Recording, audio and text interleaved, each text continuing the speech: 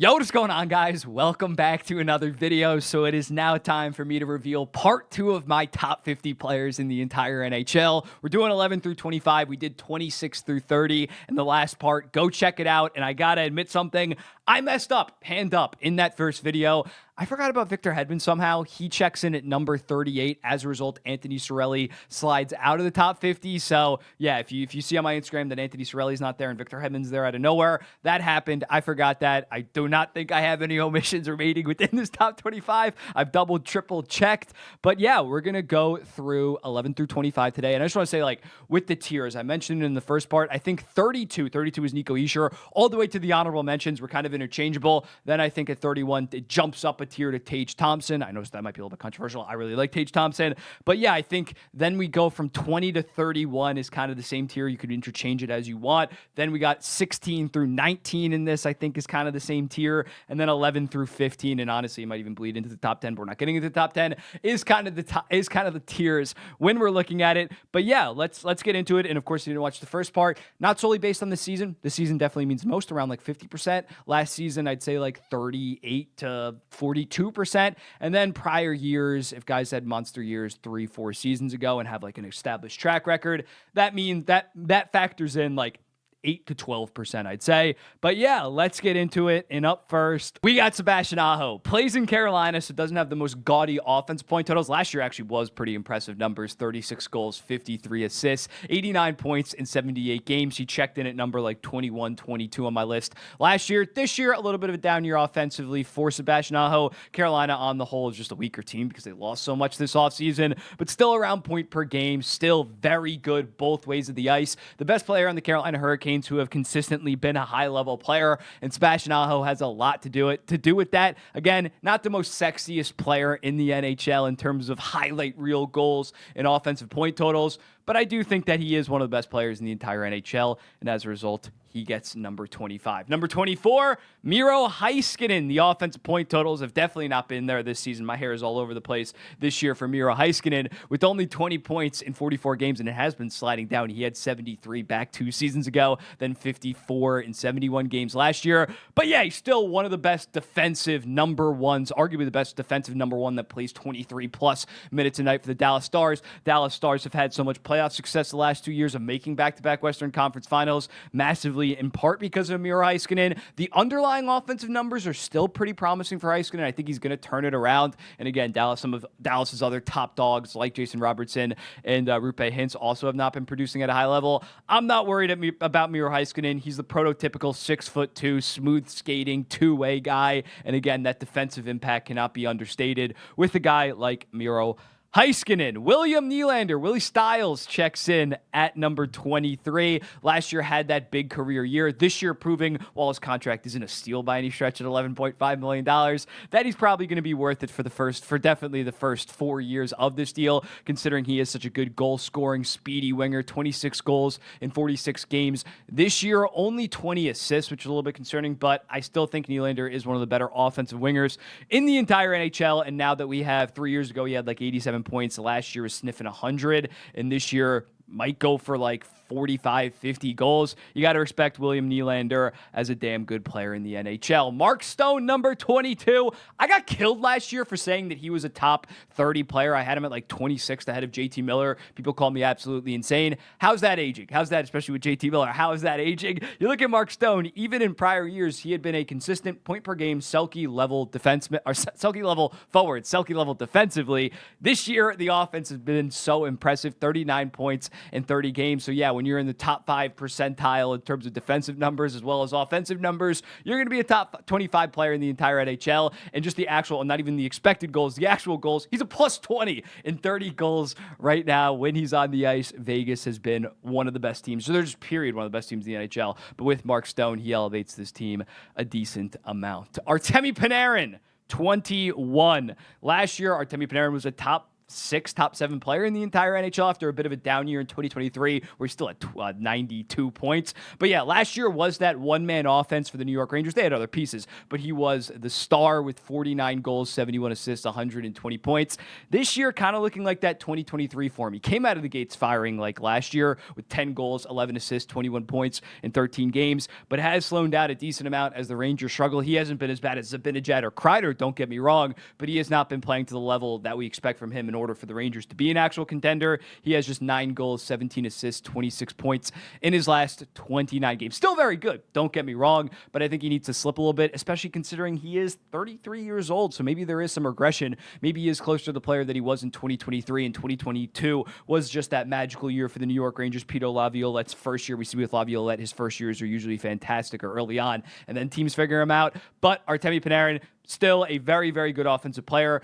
Not by any stretch playing bad this season, but I think you got to knock him down some spots considering he's really an all-offense guy. He doesn't bring any defense, and when the offense has kind of slowed down a decent amount, and he's not like 28 years old, just having a down year, 33, I'm going to put him at number 21. Sam Reinhart, number 20. This might be a little bit controversial, but when you look at what this guy has done the last 16 months, he's been a top 10 player in the entire NHL, let alone a top 20 player. 57 goals last year, very good defensively on top of the Stanley Cup run where he was very good as well. This year, backing it up yet again, that last year was no fluke. Probably not going to hit 57 goals again, but 27 goals, 24 assists, 51 points in 46 games. Arguably should be the Selke winner if the season ended today. He has just been so brilliant defensively for the Florida Panthers, and that's why I think he's like Mark Stone with a better shot, if you know what I'm saying.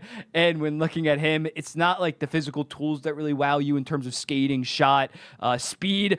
It is just the high IQ from Sam Reinhart, the way that he is able to find shooting lanes, find open space on the ice, make rapid, quick decisions, and usually they're the right decision. Sam Reinhart is low-key taking the title from Crosby in terms of being the highest IQ player in the entire NHL. I know Crosby probably still has higher IQ, but I think Sam Reinhart is next up in terms of just being that hockey savant, that hockey amazing mind. I love watching Sam Reinhart play hockey. Speaking of Sidney Crosby, he checks in at number 19. Still very good offensively, although the goal scoring has kind of slowed down. Only 12 goals in 46 games right now, but still has 48 points. It's more so defensively. Now we have back-to-back years, and I know the Pittsburgh Penguins aren't that good of a team. It's not like he's on this amazing defensive team, but his defensive numbers have dropped off a decent amount in recent years, so I think you got to slide him out of the top 15. He had that amazing run at the end of last year, but just has not been the same player this year. Again, still great. If he had better wingers, I'm sure the numbers would be much better. But yeah, it's a little bit concerning. Still a top 20 player in the entire NHL, but I think when you see some of the guys that are having monster seasons, it makes sense to slide him outside of the top 15. Number 18, Rasmus Dahlin is killing it despite being on a shitty-ass Buffalo Sabres team. This year, 31 points in 36 games. It doesn't seem that impressive, but again, Buffalo stinks, and it's his two-way dominance. He has really developed his defensive side of the game like a Quinn Hughes a couple of years ago. Just he's in Buffalo, so he doesn't really get a ton of attention, and the team stinks. Not saying he's as good as Quinn Hughes, don't get me wrong, but yeah, he's living up to his expectations of what we thought in terms of him being a near generational defenseman. I think that he has fully entered the top 5 of defensemen, especially when guys like Heiskanen, Yossi having down offensive seasons, Charlie McAvoy. He's surpassed these guys. He's a top 5 defenseman, and for me personally, he's top 4 right now. I could see him entering potentially the top 3 discussions rather soon if Buffalo can actually surround him with some solid players. I don't know why I just did like the Italian pizza hand, but yeah, Rasmus Dahlin's a stud, and rightfully so. He should be within your top 25. Mitch Marner, number 17. Going to be a controversial pick. I could see people arguing him higher because he has been a consistent around the 100-point pace this year, above 100-point pace.